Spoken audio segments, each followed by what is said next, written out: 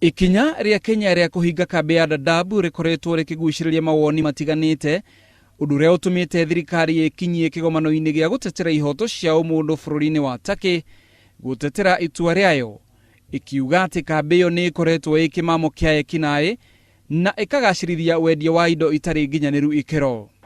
We are witnessing a trend where humanitarian space in the refugee camps is under threat of appropriation by agents of insecurity, including terrorist groups and their networks.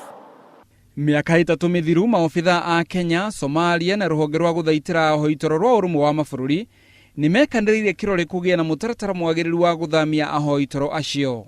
Riu Kenya ni ikite ihoya kuri urumwe wa mabũrũri ikienda mitaratara igathikwo ya gutigirira ati Somalia ni kwagia na thayo wa kuigana. Kenya has of immediate committed $10 million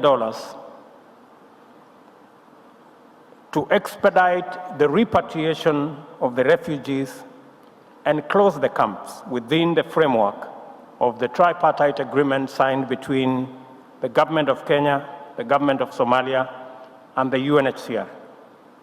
We anticipate that the international community will fulfill its promises to the federal government of Somalia in assistance to help them receive their citizens.